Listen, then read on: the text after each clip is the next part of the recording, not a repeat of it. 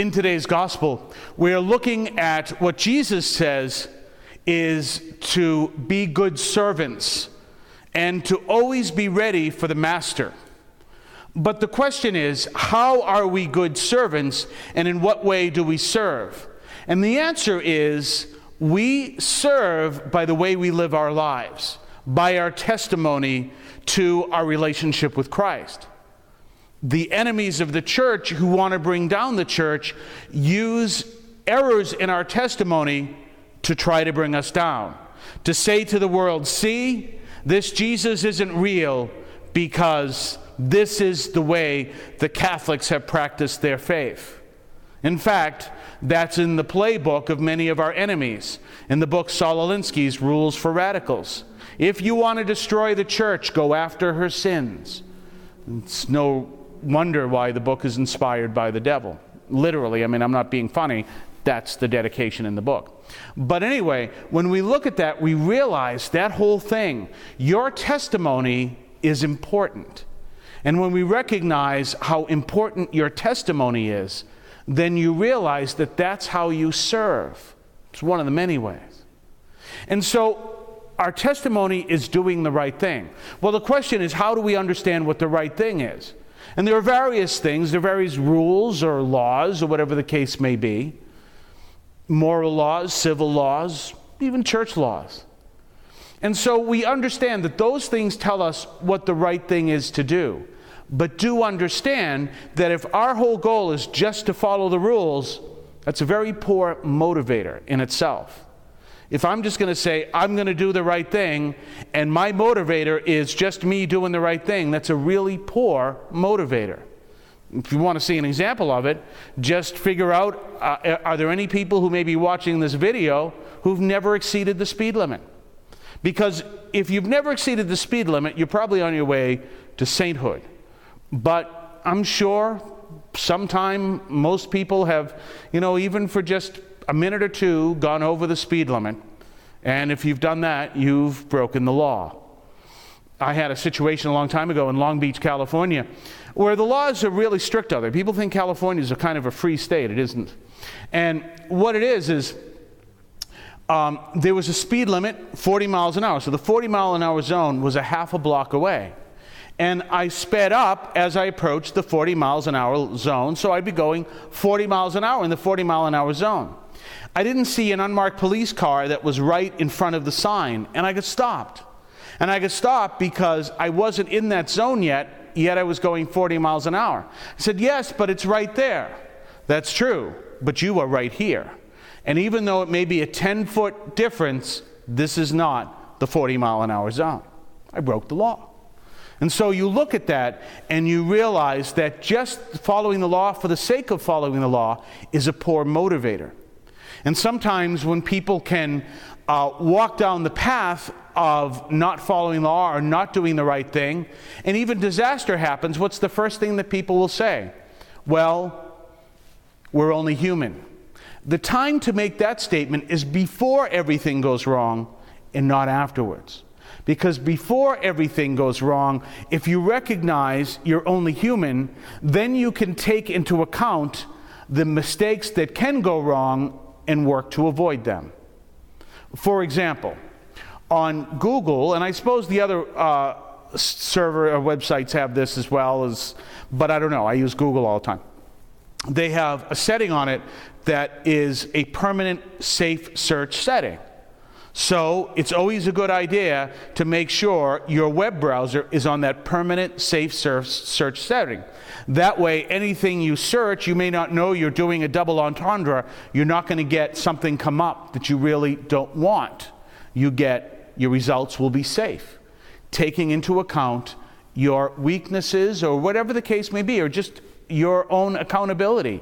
You don't want something there that could affect your career, whatever the case may be. So put it up on safe search. That's taking into account your humanity before the fact, not after. And that's an important thing to do.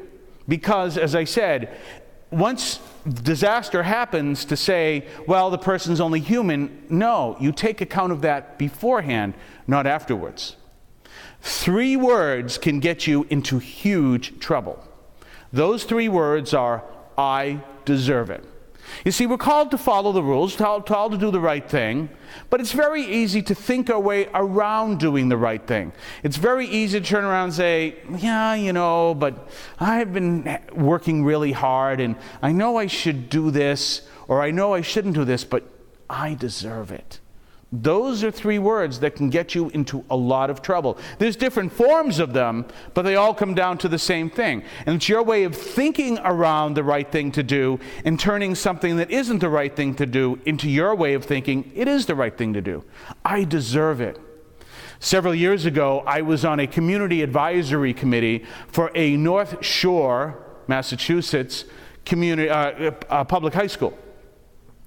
And turns out I learned from one of the guidance counselors that teachers were calling students bad names. They weren't saying, golly gee, gosh darn, you shouldn't do this. They were saying, for example, the 8-letter word saying that someone's head was made out of fecal matter, calling students by those names.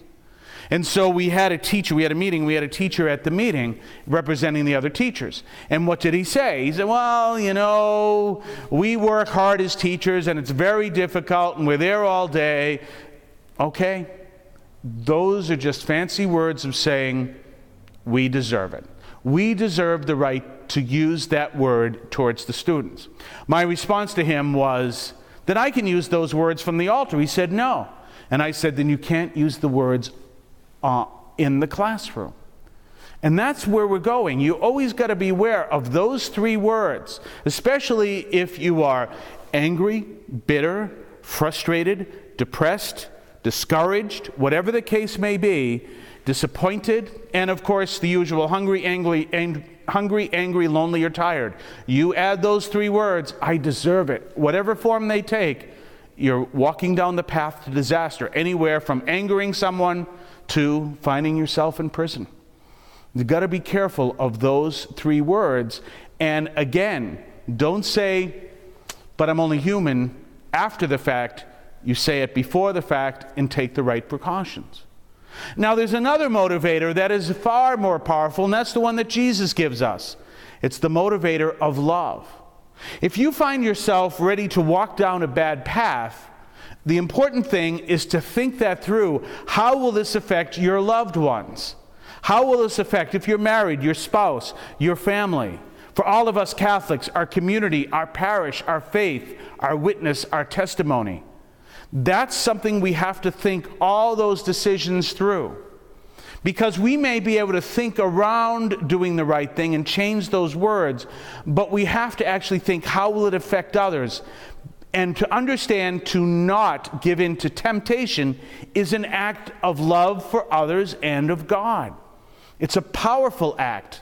That's the question we need to ask. How will that affect others? And our choice to not walk down that path is an act of love. And so that's important. I once spoke to a man who was very, very hurt. Intensely hurt, destroyed marriage and everything else, by a man who he later asked me, this man who spoke to me, he said, you ever hear of a narcissist?